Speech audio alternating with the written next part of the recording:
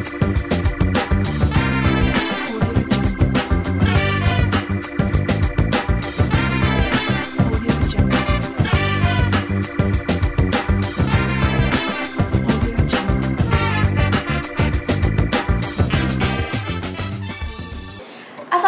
warahmatullahi wabarakatuh. Selamat pagi pemirsa, jumpa lagi dengan saya Elki dalam Bincang Pagi KPI TV. Pagi-pagi pasti happy bersama Prodi KPI. Ya pemirsa, tema kita hari ini adalah mengenai stunting dan kita akan membicarakannya bersama dengan Ketua Pimpinan Cabang Fatayat NU Bidang Kesehatan dan juga dengan dokter spesialis anak dari RSU Kartini. Selamat pagi Bu. Selamat pagi. Pemirsa, saya perkenalkan, beliau adalah Ibu Novi ya. Yeah. Ketua Bidang Kesehatan Pimpinan Cabang Fatayat NU dan juga ini ada Bu Nisa, dokter spesialis di RSUD Kartini ya. Gimana kabarnya Bu? Baik ya? Alhamdulillah baik. Luar biasa. Nah, Ibu Novi ya, saya mau nanya sama Ibu Novi, ini bisa dijelaskan nggak sih mengenai pengertian dari stunting itu sendiri apa Bu? Ya, di sini kami akan menjelaskan tentang isu nasional ya. Stunting itu tidak hanya isu yang ada di Jepara atau di Indonesia, akan tetapi isu ini isu yang luar biasa ya. Stunting adalah gangguan pertumbuhan dan perkembangan otak pada anak dalam waktu lama yang disebabkan oleh kekurangan asupan gizi. Biasanya bisa terjadi karena peningkatan kebutuhan gizi karena adanya infeksi tertentu, bisa karena gizinya itu kurang, maksudnya gizinya tidak cukup, dan bisa karena stimulasi yang kurang, terutama pada masa 1000 hari pertama kehidupan yang dihitung dari masa kehamilan sampai anak usia 2 tahun. Dan biasanya ciri-ciri stunting itu biasanya kondisinya anak itu lebih pendek daripada anak seusianya. Itu ciri-ciri yang bisa dilihat dengan mata ya. Lah isu ini itu sangat tinggi, maksudnya prevalensinya untuk Indonesia, untuk Jepara sendiri itu sangat tinggi ya. Berdasarkan hasil Riskesdes tahun 2018, nasional itu cakupan prevalensinya 30,8%. Untuk Jawa Tengah sendiri 31,22%. Jepara 33,57%. Dan hasil dari SSGI itu studi status gizi Indonesia itu tahun 2021 nasional itu 24,4%, Jawa Tengah 20,9%, Jepara 25%, sehingga Jepara itu memiliki kategori prevalensi yang sangat tinggi. Dengan begitu, disinilah peranan Fatayat bersama LKNU, bersama lintas sektor, ayo mencegah stunting dari mulai sekarang. Ya, baik, terima kasih Bu Novi penjelasannya. Jadi biasanya stunting ini pengaruhnya adalah karena kekurangan gizi begitu ya Bu? Ya, itu faktor utama. Akan tetapi banyak faktor, sebetulnya ada 3 yang utama. Yang pertama adalah faktor 3P, istilahnya kita P. 3P itu pola asuh, bisa juga pola makan. Yang ketiga adalah pola sanitasi atau pola kebersihan.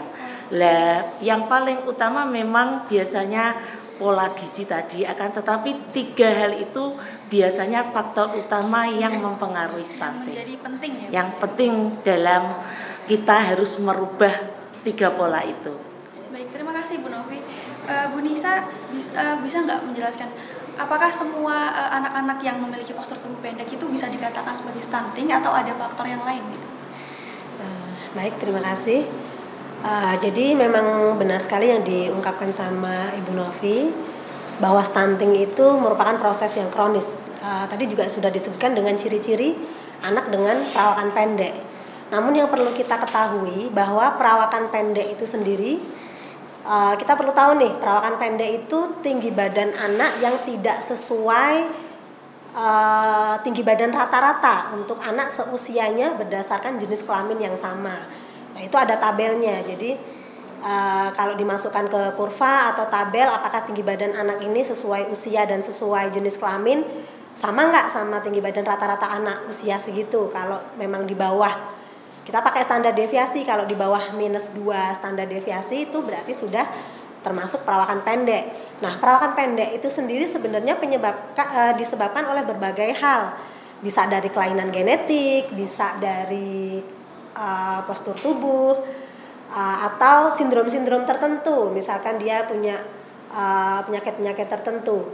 Nah, ada perawakan pendek yang disebabkan oleh karena gangguan pertumbuhan yang cukup lama. Jadi karena ada masalah nutrisi, berat badan tidak bisa naik sesuai kurva dalam jangka waktu tertentu. Nah, itu lama-lama bisa berpengaruh pada tinggi badan bahkan lingkar kepala, sehingga perawakan tubuhnya pun menjadi pendek. Nah, perawakan tubuh yang pendek akibat dari gangguan pertumbuhan sebelumnya inilah yang disebut stunting. Jadi tidak semua perawakan pendek itu dikatakan stunting, tapi stunting pasti memiliki perawakan tubuh yang pendek. Nah, jadi kadang ada beberapa masyarakat, oh bapak ibunya pendek, jadi wajar aja nih anaknya pendek. Memang ada perawakan pendek yang faktor keturunan, familial source stature. Namun yang perlu digarisbawahi itu ada rumusnya, ada cara perhitungannya. Jangan mentang-mentang bapak ibunya pendek, anaknya belum tentu harus pendek. Jadi kalau memang dia sebelumnya mengalami gangguan pertumbuhan, jadi bukan karena keturunan, memang karena dia ada masalah di nutrisi sehingga dia bisa dikatakan stunting. Jadi kata kuncinya itu ada gangguan pertumbuhan di periode sebelumnya. Biasanya kejadian ini seperti yang sudah disinggung sama Bu Novi, sering terjadi pada 1000 hari pertama kehidupan. Kapan itu 1000 hari pertama kehidupan?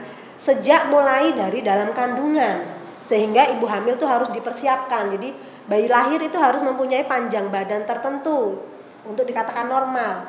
Nah, kalau pertumbuhannya nggak bagus, dia panjang badannya misalkan kurang dari 47 cm, berarti dia sudah perawakan pendek sejak di dalam kandungan. Kemudian berlanjut sampai usia 2 tahun. Nah, itu 1000 HPK sejak mulai pembuahan di dalam kandungan sampai usia 2 tahun. Nah, ketika pada periode penting ini, kenapa di 1000 HPK? Karena pada 1000 HPK ini mengalami pertumbuhan yang sangat pesat. Baik dari otak, pertumbuhan badan, semua organ mengalami pertumbuhan. Apabila terjadi gangguan pertumbuhan beberapa saat, misalnya lebih dari 3 bulan gitu, itu sangat rentan terjadi stunting atau perawakan pendek itu. Jadi memang harus dibuktikan melalui KMS biasanya. Jadi sebenarnya postur tubuh itu ada perhitungannya, ada rumusnya begitu ya Bu, untuk bisa melihat kenormalan pertumbuhan. Kalau ada yang mengklaim, oh bapak ibunya pendek kok, wajar aja anaknya pendek. Mari kita buktikan apakah perawakan pendeknya memang familial source stature yang berdasarkan keturunan, karena itu ada rumusnya, bisa dihitung.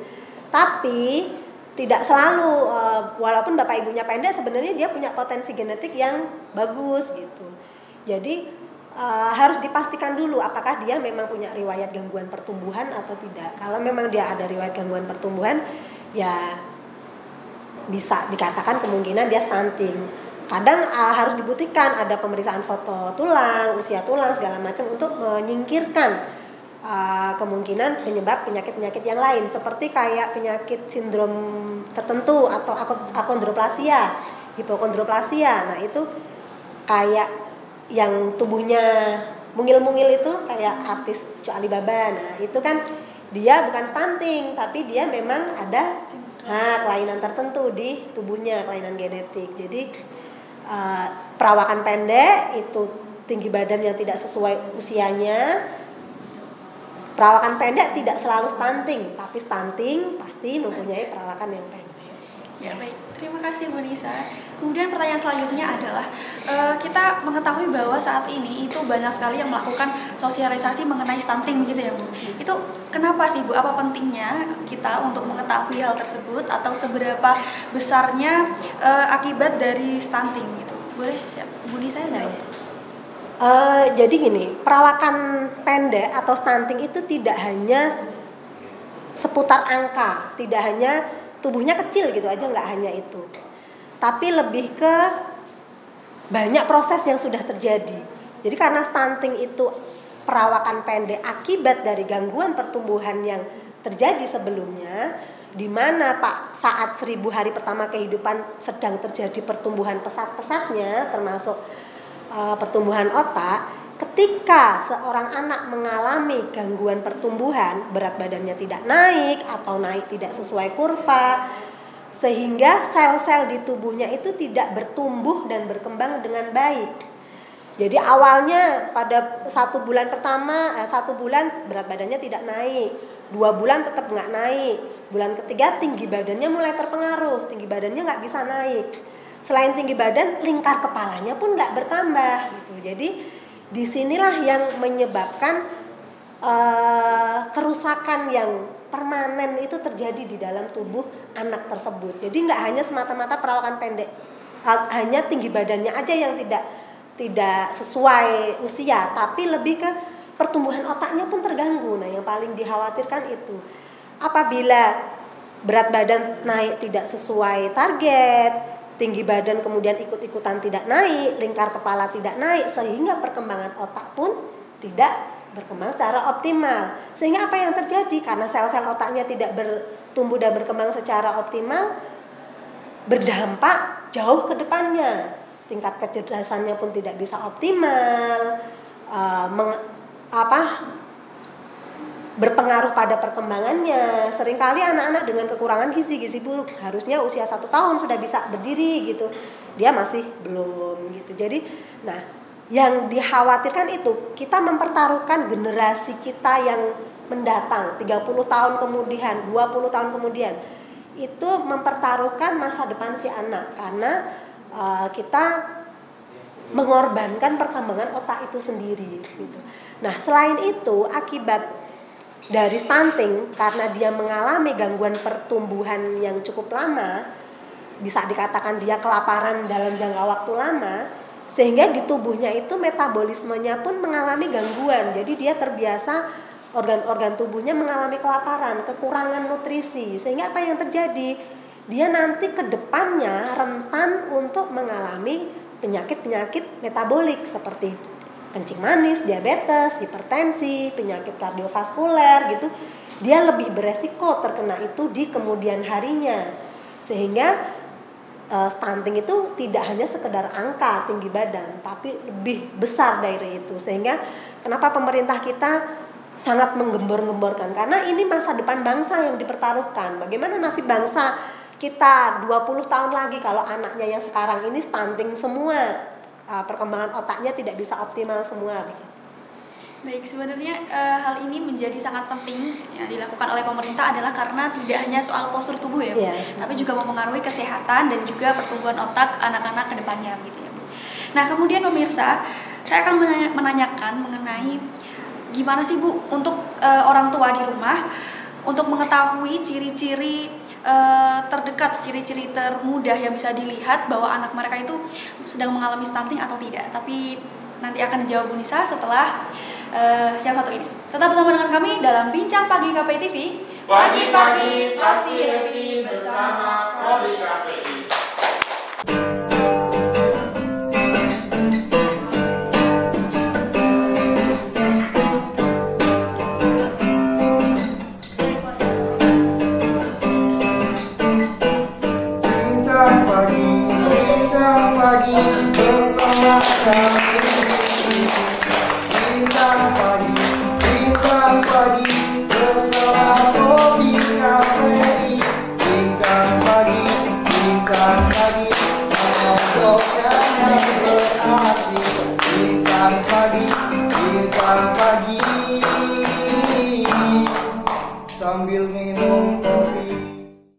Pemirsa, kembali lagi dengan saya, Elki, dalam Bincang Pagi KPI TV. Pagi-pagi pasti happy bersama Prodi KPI. Ya, pemirsa, menindaklanjuti pertanyaan sebelumnya ini mengenai bagaimana cara orang tua untuk mengetahui bahwa anaknya ini sebenarnya sedang mengidap stunting atau enggak gitu. Jadi ciri-ciri yang paling mudah untuk diketahui begitu ya Bu Novi? Iya, biasanya ciri-ciri stunting untuk orang tua lebih mengenali adalah biasanya dia ukurannya itu lebih pendek daripada seusianya. Yang harusnya biasanya usia 1 tahun, tinggi badan kira-kira sudah sekitar 90, teman-temannya sudah 90, dia ukurannya itu lebih pendek, kurang dari 90. Jadi orang tua harus sudah khawatir bahwa lo anak-anak sekitarnya kok sudah pada tinggi, anak saya kok kayaknya dari kemarin sampai ini kok tidak ada itu ya pertumbuhannya ya, itu ibu harus sudah mulai khawatir. Yang kedua, biasanya anaknya memang cenderung kecil ya. Jadi kalau kecil itu orang terkenal dengan lebih imut, jadi lebih kelihatan muda terus karena dia kecil. Terus yang ketiga adalah berat badan rendah. Biasanya dia berat badannya lebih rendah, jadi pertumbuhan tulangnya itu juga tidak maksimal. Begitu. Itu salah satu ciri yang paling mudah untuk ibu-ibu yang ada di rumah untuk mengetahui stunting. Jadi tinggi badan, terus berat badan, dan juga apa tadi Bu yang satu? Lebih kecil gitu. Biasanya perawakannya lebih kecil, dia lebih kelihatan lebih muda. Baik. Mungkin Bu Nisa mau menambahin? Baik. Jadi memang untuk screening awal itu benar sekali yang disampaikan sama Bu Novi.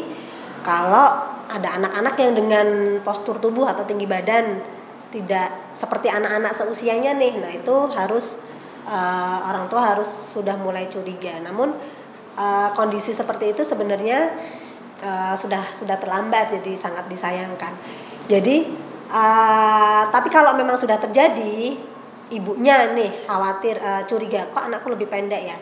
Nah itu segera lakukan pemeriksaan antropometri, dilakukan penimbangan berat badan, pengukuran tinggi badan, pengukuran lingkar kepala, kemudian diplotkan di kurvanya atau di tabelnya. Apakah dia memang tinggi badannya tidak sesuai dengan tinggi badan standar, sesuai usia dan jenis kelamin anak.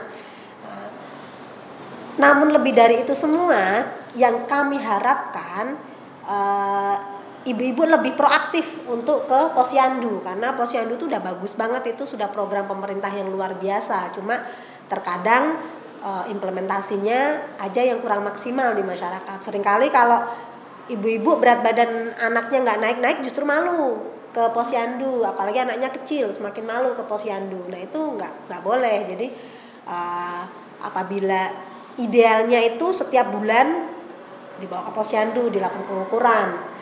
Tapi kalau sudah terlanjur jarang ke posyandu, baru ketahuan kok anakku kayaknya tinggi badannya kok lebih kecil ya. Nah, itu boleh segera dilakukan pemeriksaan antropometri, dibawa ke posyandu atau pelayanan kesehatan terdekat untuk dilakukan pemeriksaan antropometri tersebut, dilakukan penimbangan berat badan, tinggi badan, lingkar kepala, kemudian dimasukkan ke kurva atau grafik atau tabel apakah anak ibu itu sudah memiliki perawakan pendek atau tidak, dan perawakan pendeknya itu apakah termasuk yang stunting atau yang bukan. Jadi setelah ibu-ibu di rumah melihat kondisi fisik anak begitu ya, terus ibu juga harus proaktif gitu ya Bu, untuk mengecek dan memastikan bahwa anaknya ini sebenarnya sedang mengalami stunting atau tidak gitu ya Bu. Kemudian kalau setelah kita mengetahui itu, gimana sih Bu cara mengobati stunting itu sendiri? Nah, jadi sebenarnya stunting itu tidak bisa diobati ya. Kalau sudah terlanjur stunting susah sekali, karena sudah proses kronisnya itu sudah terjadi di dalam tubuh. Stunting itu harus dicegah, bukan untuk diobati. Bagaimana cara mencegahnya? Yaitu tadi kita manfaatkan posyandu sebaik-baiknya. Jadi sejak kalau melihat dari 1000 hari pertama kehidupan itu, sejak hamil harus dipersiapkan. ibu-ibu, terutama ibu-ibu muda, remaja yang mau hamil harus dipersiapkan, HB-nya harus bagus, gizinya harus bagus, dan hamilnya benar-benar yang harus sesuai yang diinginkan sehingga janin yang dikandungnya betul-betul diterima dan ibunya mau makan, mau memberikan nutrisi yang cukup gitu, sehingga nanti diharapkan bayi lahir dengan gizi yang cukup, berat badannya cukup, tinggi badannya cukup. Nah, kemudian setelah lahir, ibu juga harus selalu memantau pertumbuhan anaknya, selalu menimbang. Ke posyandu itu udah bagus banget, itu posyandu harus dimanfaatkan. Dan buku KMS, buku Pink itu, buku sakti itu luar biasa manfaatnya. Seringkali tuh ibunya itu masih bagus-bagus gitu dibawa ke rumah sakit, nggak pernah dibaca, nggak pernah, padahal di situ tertera semua. Jadi paling lama minimal tuh 1 bulan sekali lah dibawa ke posyandu untuk dilakukan pengukuran. Nah, nanti dilakukan penimbangan berat badan, pengukuran tinggi badan, pengukuran lingkar kepala. Nah, di situ sudah lengkap, sudah ada tabelnya.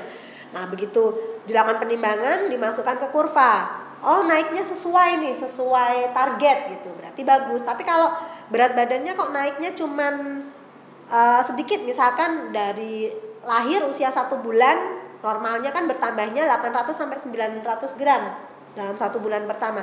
Tapi dia naik hanya 500 gram, nah itu berarti bermasalah. Nah, terkadang yang masih belum diketahui oleh masyarakat luas, ibu-ibu tuh sudah ayem kalau berat badannya naik gitu aja. Yang penting naik, padahal naik itu ada targetnya, ada target yang harus dicapai. Nah, ketika berat dalam 1 bulan, ketika ditimbang kok beratnya naiknya nggak sesuai target ya, naiknya nggak bagus ya, itu harus aware, harus dicari masalahnya apa, kok berat badannya nggak bisa naik. Biasanya yang paling rentan itu di usia-usia MPASI. Jadi setelah ASI eksklusif tuh nggak ada masalah biasanya, dari 0 bulan sampai 6 bulan beratnya bisa naik bagus. Begitu 6 bulan saatnya memberikan makanan pendamping ASI, mulai melayat nih, jadi beratnya naik tapi nggak sesuai usia. Biasanya usia 8 bulan, 9 bulan tuh beratnya mulai seret naiknya. Nah, itu harus waspada. Ketika 1 bulan beratnya naiknya nggak bagus, harus dicari tahu masalahnya apa. Apakah dia kesulitan dalam memberikan MPASI, harus dicari solusinya sampai ketemu. 2 kali atau 2 bulan berat badannya naik tidak sesuai kurva, harus segera mencari pertolongan ke ahli, bisa ke dokter puskesmas atau bisa ke rumah sakit, ke dokter anak. Jadi tidak boleh dibiarkan begitu saja. Cuma seringkali masyarakat kita karena anaknya terlihat baik-baik saja, anaknya masih ceria, masih hahaha, masih lucu, masih menggemaskan, jadi mereka tidak mencari pertolongan lebih lanjut gitu. Padahal sudah 3 bulan nih beratnya nggak naik, tapi mereka masih santai-santai aja gitu. Nah, ini yang perlu kita tanamkan di masyarakat, bahwa berat badan yang tidak naik sesuai kurvanya itu musibah buat anak, musibah buat perkembangan otaknya, musibah buat tinggi badannya gitu. Jadi mindset inilah, pola pikir inilah yang perlu kita tanamkan ke masyarakat luas, bahwa anak yang berat badannya tidak naik atau naiknya tidak sesuai target itu tidak baik-baik saja gitu. Jadi jangan nunggu stunting dulu, jangan nunggu lingkar kepalanya kecil dulu baru lari ke sana ke sini, itu sudah telat gitu. Jadi ibu itu harus mencari pertolongan ketika berat badannya nggak naik bagus gitu. Nah, jadi pola pikir ibu-ibu kita harus mulai dirubah. Ketika berat badannya nggak naik bagus, itu sama paniknya ketika anaknya sakit demam tinggi ya gitu. Karena anaknya masih kelihatan lucu itu loh jadinya. Orang tua tuh cenderung menyepelekan. Padahal itu aset anak, otaknya dipertaruhkan gitu loh. Perkembangan otaknya dipertaruhkan. Kalau semakin lama beratnya nggak naik bagus, otaknya semakin berkembang. Sel itu kan bertumbuh Mbak, dari 1 jadi 2, 2 jadi 4, 4 jadi 8, 8. Nah, sel seluruh tubuh kita termasuk sel otak kita itu saat lahir itu belum sempurna kan, dia masih butuh tumbuh terus. Untuk tumbuh itu butuh nutrisi. Ketika nutrisinya yang masuk tidak sesuai dengan kebutuhan dia, sehingga harusnya selnya itu, misalkan sel otak yang awalnya 1000 harusnya masing-masing membelah jadi 2000 karena kekurangan bahan baku, kekurangan nutrisi. Yang 1000 membelah jadi 2.000, jadi cuma membelah 1.800 katakan. Yang 200 tidak membelah. Nah, itu berarti ada 200 sel otak yang dikorbankan gitu. Nah, nanti 1.000 jadi 1.800. Kemudian bulan depan nutrisinya nggak tercukupi lagi, 1.800. Kalau nutrisinya tercukupi harusnya 3.600 ya kalau masing-masing sel membelah jadi 2. Nah, dia turun lagi jadi 3.500. Padahal anak yang normal tadi 1.000 jadi 2.000, 2.000 jadi 4.000 gitu. Sel otak kita kan miliaran gitu. Jadi itulah yang dipertaruhkan pada si anak ketika anak tersebut sudah mengalami stunting. Jadi sebenarnya stunting ini nggak bisa diobati begitu ya, Bu? Kalau sudah terlanjur terjadi sangat susah karena lah sel otaknya ini sudah terlanjur tidak membelah dengan baik gitu. Jadi stunting itu harus dicegah, bukan untuk diobati gitu. Jadi pencegahannya tuh dari usia kehamilan sampai 2 tahun itu masih bisa untuk mendeteksi dini, mengenali seawal mungkin, jangan sampai nanti jadi stunting gitu. Jadi buat pemirsa di rumah ini bahwa pencegahan terhadap stunting itu sangat penting begitu ya, Bu, karena kalau sudah terlanjur itu maka akan sulit gitu untuk diperbaiki begitu. Nah, kemudian selanjutnya adalah saya ingin mengetahui ini, Bu, tentang peranan NU ini dalam penanggulangan stunting di Jepara, tapi nanti dijawab dulu, Bu. Kita akan mendengarkan jawaban dari Bu Novi selanjutnya. Tetap bersama dengan kami dalam Bincang Pagi KPI TV. Pagi-pagi pasti happy bersama Prodi KPI.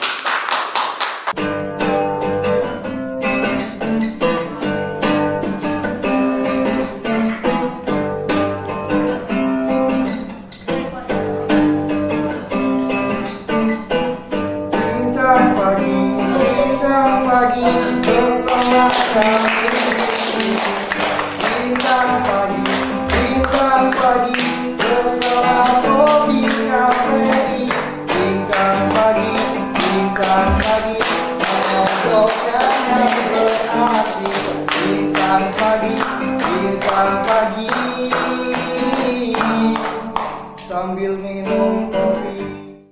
Pemirsa, kembali lagi dengan saya Elki dalam Bincang Pagi KPI TV. Pagi-pagi pasti happy bersama Prodi KPI. Ya pemirsa, tadi saya menanyakan kepada Bu Novi mengenai peran NU gitu dalam penanganan stunting di Jepara gitu. Ya. Peranan NU sebetulnya kita dari Fatayat, dari LKNU, kita punya peranan yang sangat penting, terutama adalah edukasi kepada masyarakat.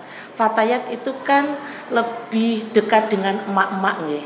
Dan masalah pertumbuhan, masalah perkembangan anak itu lebih cenderung kepada emak-emak ya, tanggung jawab emak-emak, walaupun tanggung jawab masalah kesehatan anak itu jadi tanggung jawab bersama dalam keluarga, tidak hanya emak-emak. Akan tetapi masalah asupan gizi, masalah pola asuh itu biasanya cenderung kepada emak-emak. Disinilah peranan Fatayat kita sudah lakukan. Yang pertama adalah sosialisasi tentang bahayanya anemi. Bahaya anemi pada remaja. Karena di dalam stunting, kasus stunting itu tidak hanya dimulai 1000 hari HPK. Walaupun 1000 hari HPK itu yang terjadi stunting itu di situ. Akan tetapi pencegahan dari awal adalah dari remaja. Jadi siklusnya stunting itu kita awali dari remaja. Begitu kita remaja anemi, HB kurang dari 11, itu akan menjadikan ibu hamil yang tidak sehat. Tidak sehatnya ibu hamil nanti bisa anemi, bisa kekurangan energi kronis. Itu menyebabkan hasil produk yang tidak maksimal, ya bisa menjadikan stunting. Jadi peranan Fatayat yang pertama itu adalah sosialisasi dan edukasi tentang bahayanya anemi.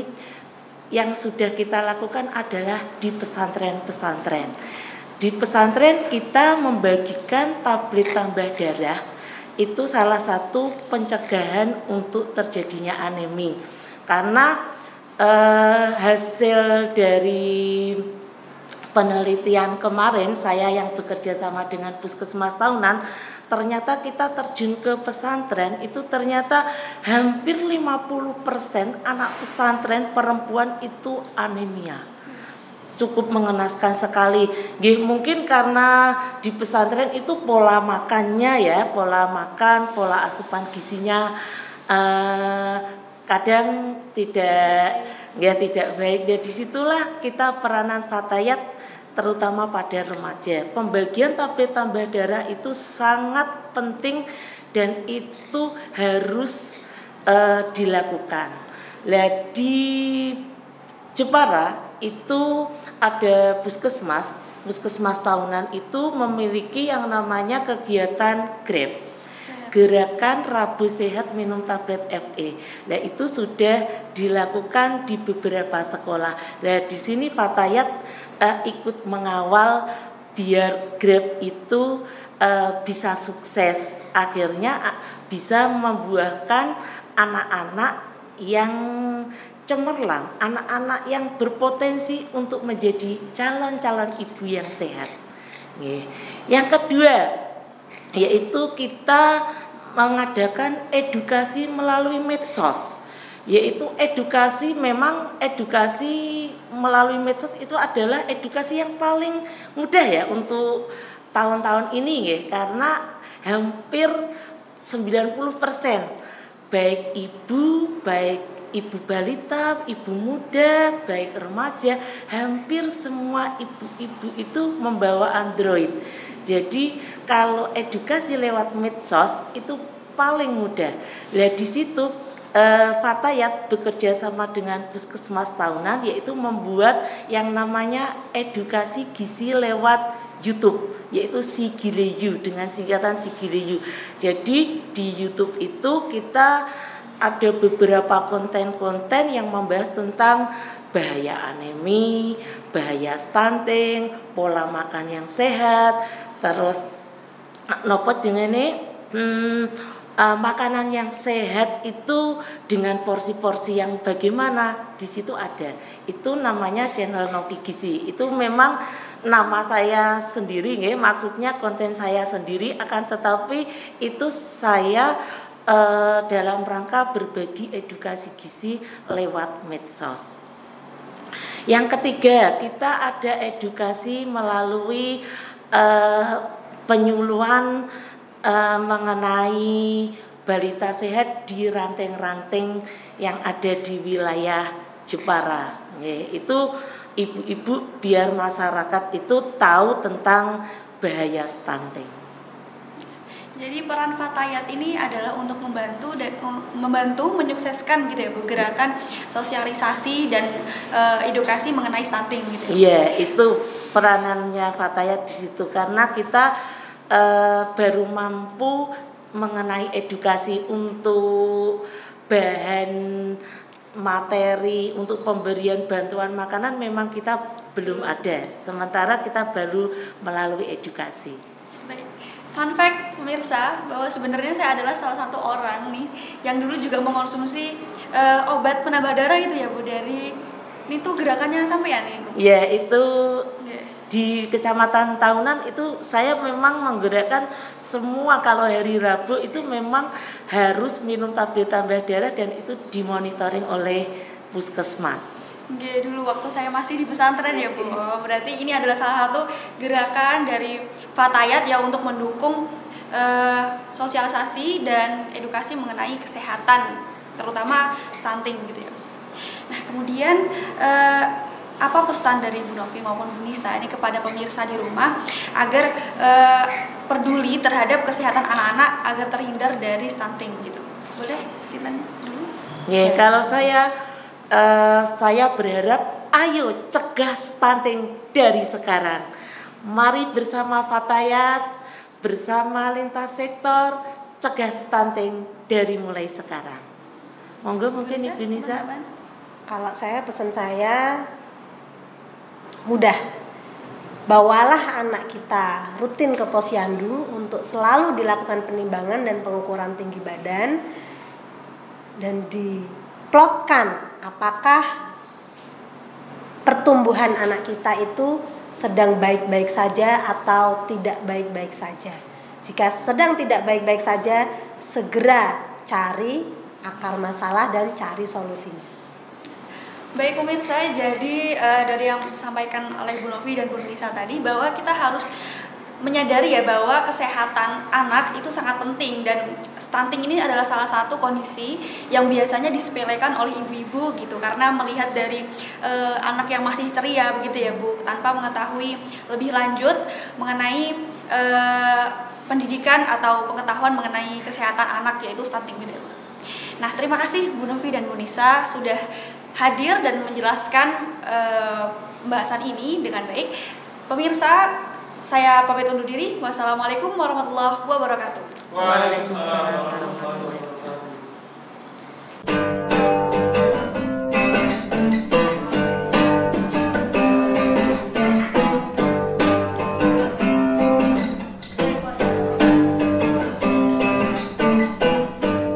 Bincang pagi bersama kami. Bincang pagi bersama Robi KPI. Bincang pagi pojoknya yang berarti. Bincang pagi sambil minum